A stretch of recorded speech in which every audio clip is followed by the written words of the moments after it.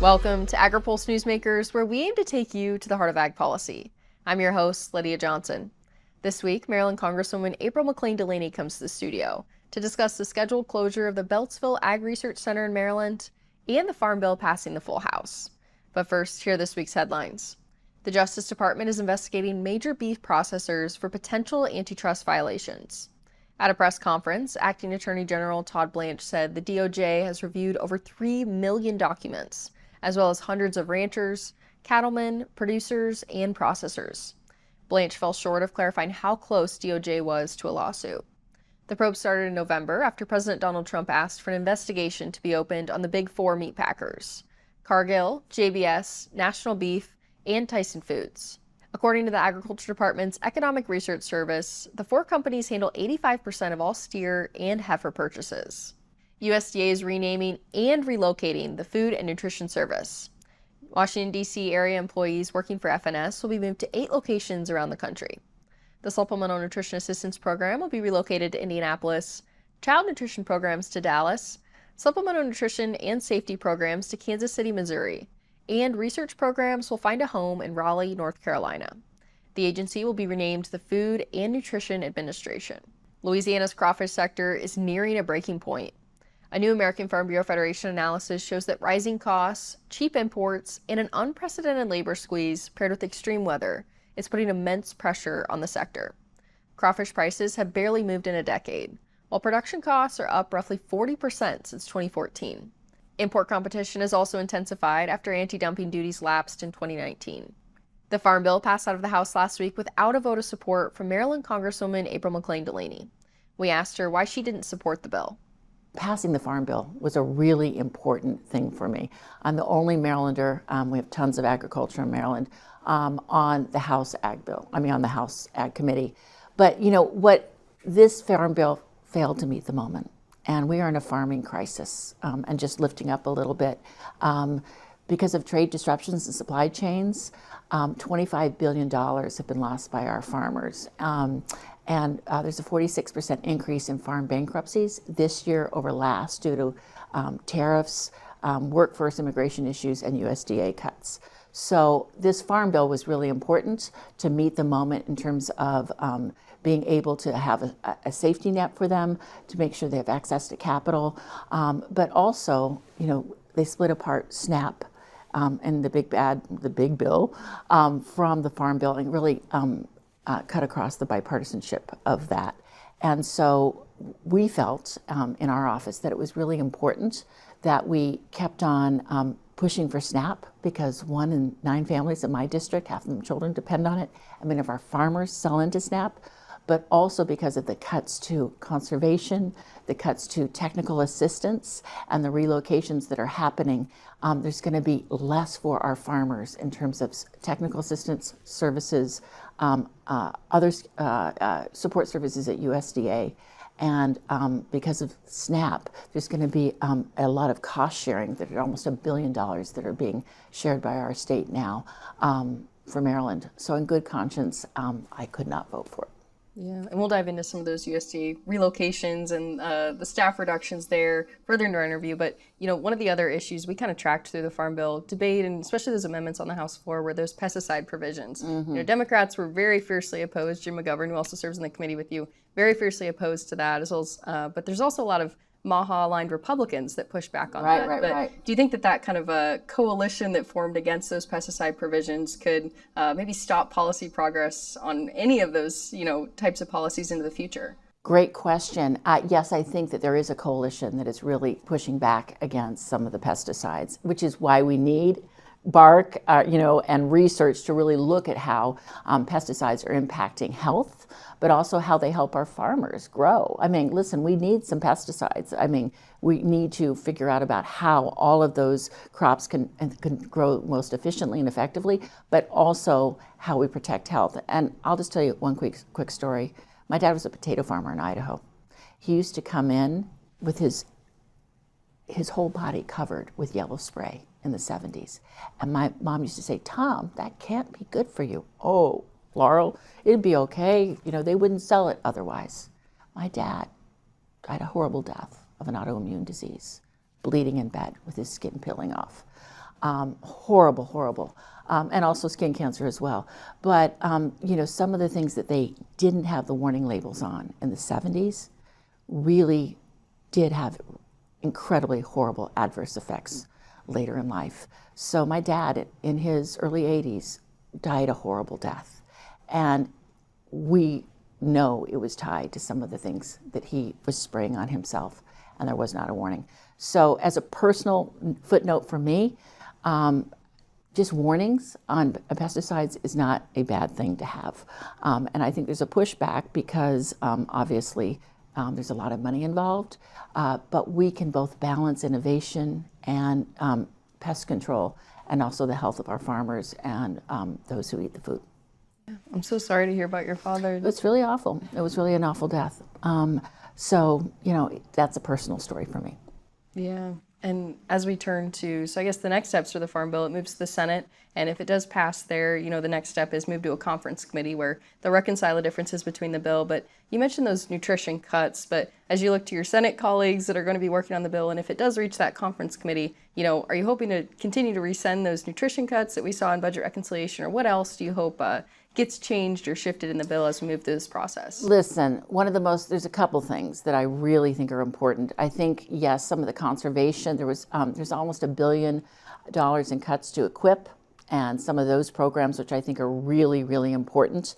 I think that some of the safety net for services for our and technical assistance services have been cut in part because of all of the funding mechanisms that were put forth in some of the relocations from USDA.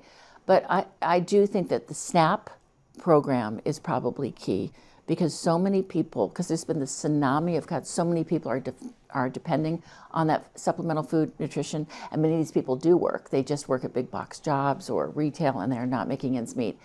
So if there was just a little bit extra SNAP, which also benefits our farmers who sell into it, if there was a little bit more in terms of equip, and for me, it's the cost share to our states that is being forced. There's billions of dollars from the SNAP program that has been foisted from the federal government to the state government, and that's kind of an untenable long-term, burden. We'll be back with more Newsmakers right after this.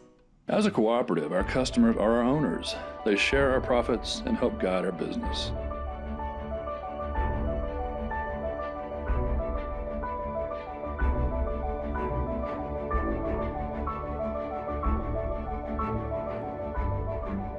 We're not just another lender. We're Farm Credit, and we're here for you. I think some of sustainability to farmers just comes second nature. If you asked a farmer, are you sustainable? They'd probably look at you maybe a little funny and say, I don't think I'm doing anything that special, but it really is just what they do. We're all farmers, and our goal is taking the best care of our land, our cattle, our natural resources. This is my sustainability story.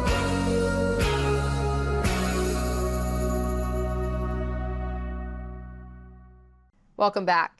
Maryland Congresswoman April McClain Delaney joined Newsmakers in August on the day the initial USDA reorganization plan was unveiled. That plan, which has now been enacted, closes the Beltsville Ag Research Center in Maryland and relocates more than 2,500 researchers. We asked her about the impact of the facility closure. I really don't like it. I think we all need to have bloat out of, our agencies, but I think that we need to be very methodical. And I said this back in August when we spoke about how we do it. And I think these massive relocations to other places across the country, a lot of our public servants are just not going to move. They don't want to uproot their lives and move to Utah or other places because they've spent most of their life here. So we are going to lose decades of institutional knowledge. And when we talk about the Beltsville Agricultural Research Center, which is it's just over the line from my district, but I'm representing all of Maryland.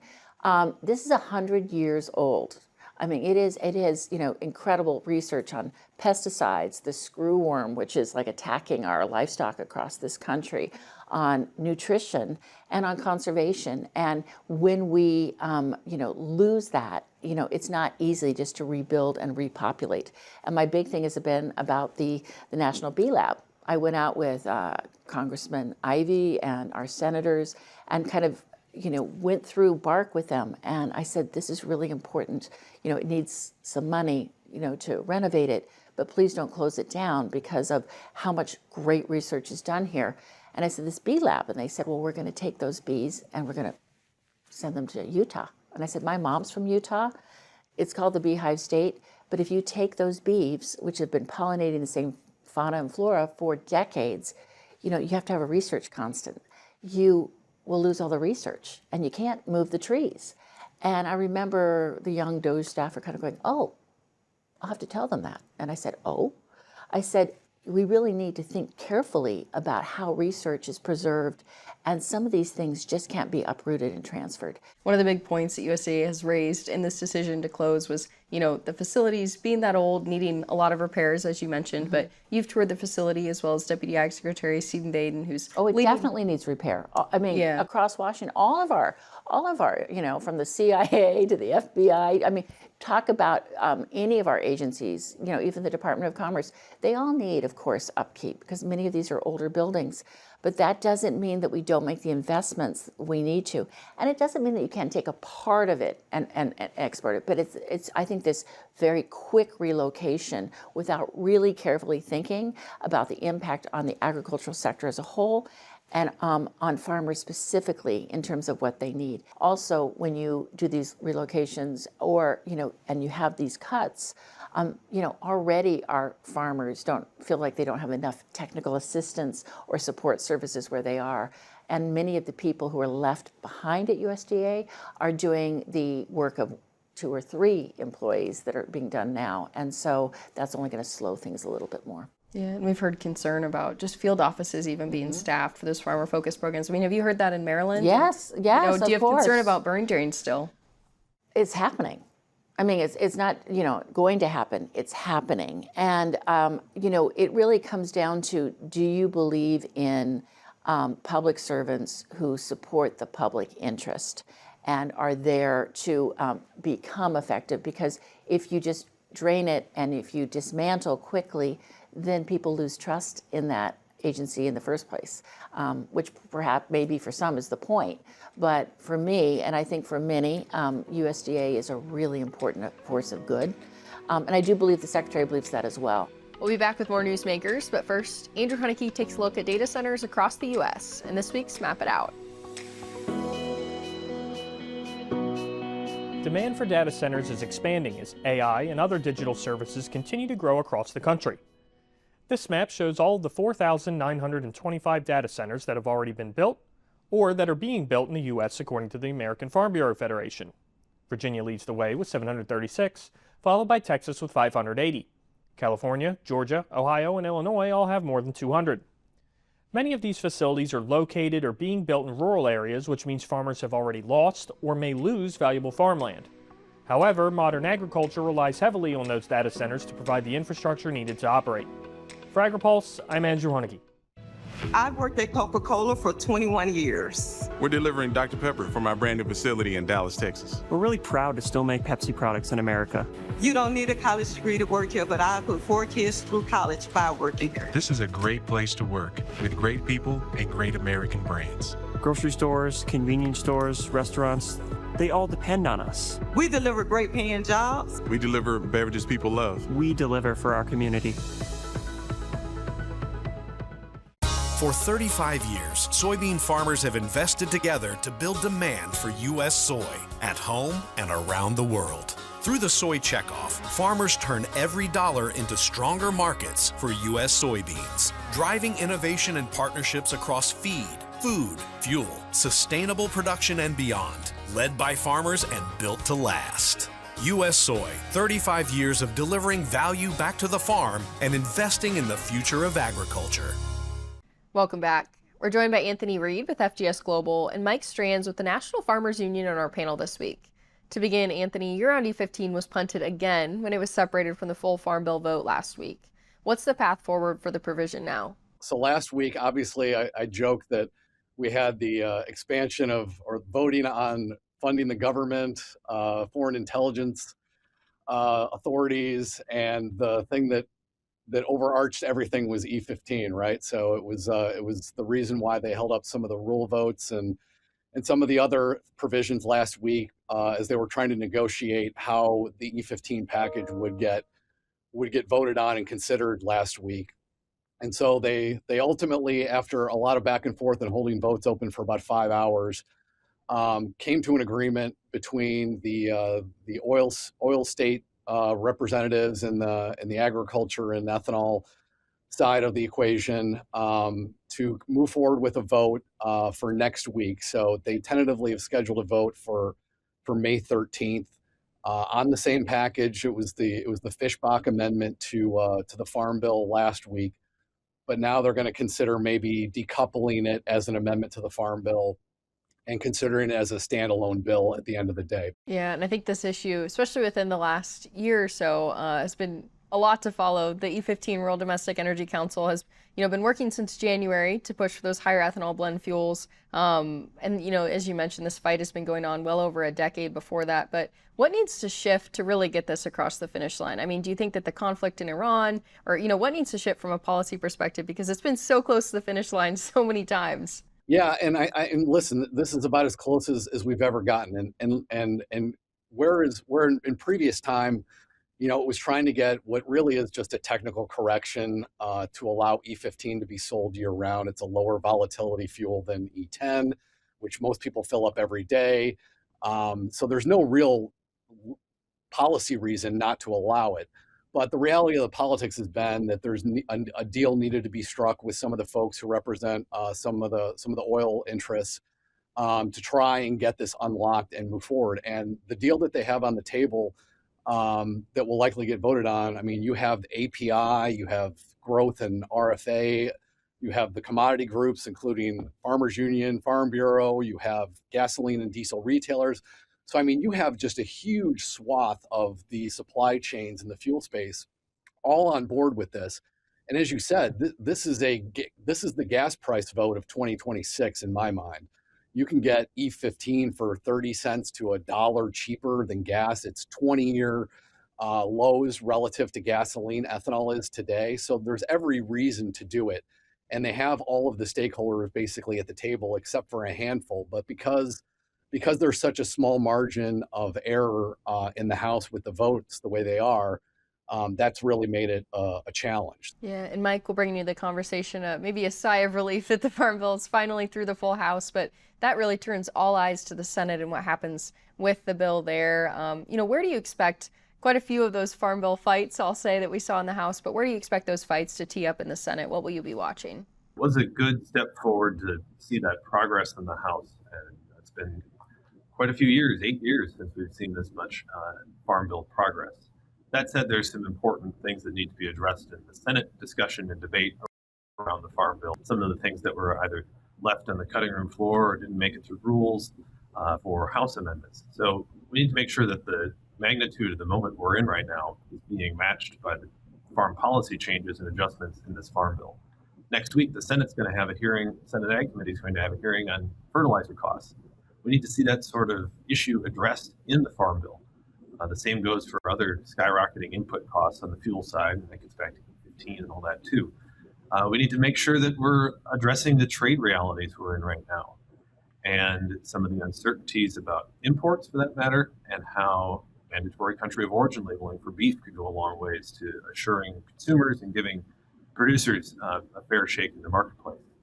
And we need to make sure that our farm policies, the farm safety net, is keeping pace with what we have on the ground today and what we're going to have in the coming years. So some of these updates need to be part of a Farm Bill. We also know that there's going to be a lot of debate, and there's already been some pretty direct signaling from Senate Democrats about the need for adjustments to how nutrition programs work, particularly on the cost shares with states that were put into place during the reconciliation bill last year. We'll be back with more Newsmakers right after this. I've worked at Coca-Cola for 21 years. We're delivering Dr. Pepper from our brand new facility in Dallas, Texas. We're really proud to still make Pepsi products in America. You don't need a college degree to work here, but I put 4 kids through college by working here. This is a great place to work with great people and great American brands. Grocery stores, convenience stores, restaurants, they all depend on us. We deliver great paying jobs. We deliver beverages people love. We deliver for our community.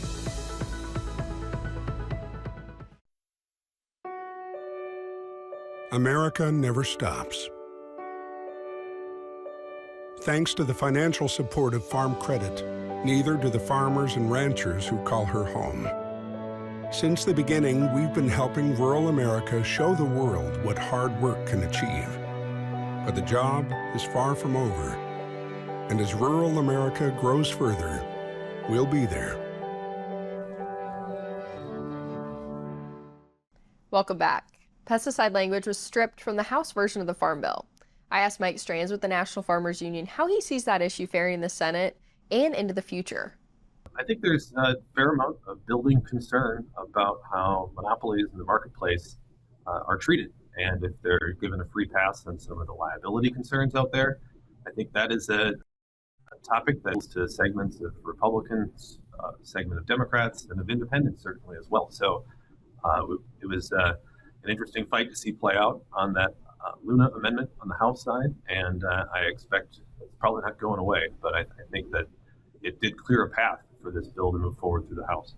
Anthony, I want to get your thoughts as well. Senator Hoeven said earlier this year that he'd like to see around E15 included in a farm bill. That's not under the jurisdiction of the Ag Committee, but certainly one thing very important to a lot of those farm state members that sit on the Ag Committee. So, how do you see this E15 fight potentially playing out in the Senate, where they'll ultimately need 60 votes to pass?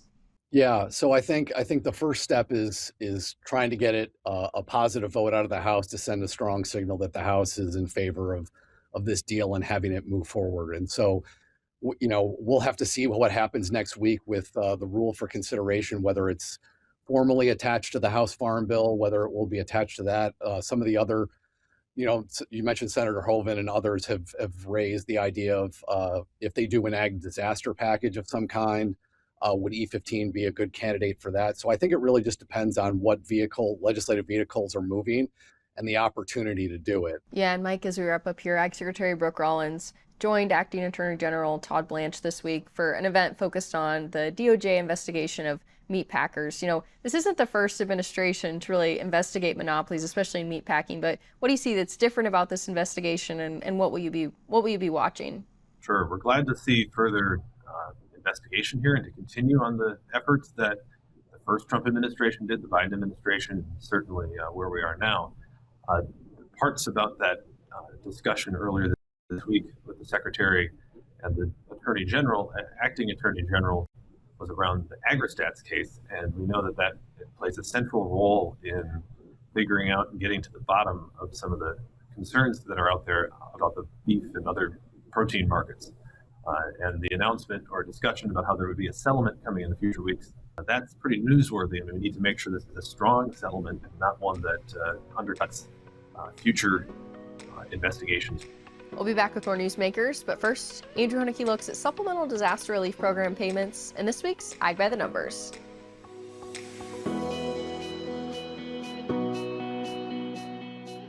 USDA has increased Supplemental Disaster Relief Program payments from 35% to 70%, triggering a second round of payments for farmers. This chart shows how those payments have been broken down by crop type. USDA has distributed approximately $6.7 billion of the roughly $16.1 billion authorized for the program, leaving roughly $9.4 billion or 58% for additional payments, according to the American Farm Bureau Federation. Row crops have received 88%, about $6 billion of the total. Specialty crop producers have only gotten about $651 million, or 10% so far. Forage crops have received about $142 million, or 2%. For Agri-Pulse, I'm Andrew Huneke. Register now for the 2026 Agri-Pulse Food and Ag Issue Summit in California. The event will offer participants a full day of presentations and panel discussions. You can hear from members of the California Legislature, food and agriculture leaders, along with industry experts and academics. The summit takes place June 2nd in Sacramento. See the latest information and register today under the Events tab at agripulse.com. I was kind of known as the sheep guy around here. The fire went from north to south and it blew that way and it went straight down the house. Lost all of our sheep literally a week before we were to start lambing. And I was really in a bad place. I happened to notice this farm state of mind piece of paper. And I picked up my cell phone and I made a phone call, and that was the best phone call in my life. I'm glad that I'm still here, so don't do something permanent over a temporary situation. Thanks for joining us for another episode of Agri-Pulse Newsmakers. Both the House and Senate will be in session next week, and USDA's crop progress report will be released on Monday. For Agri-Pulse, I'm Lydia Johnson. Thanks for watching. Newsmakers is a production of Agri-Pulse Communications. You can also find our new content on YouTube and wherever you get your podcasts. And don't forget to follow Agri-Pulse and our correspondents on social media to get breaking news and more. For agriculture, trade, food, environment, and regulatory news, your source is agripulse.com.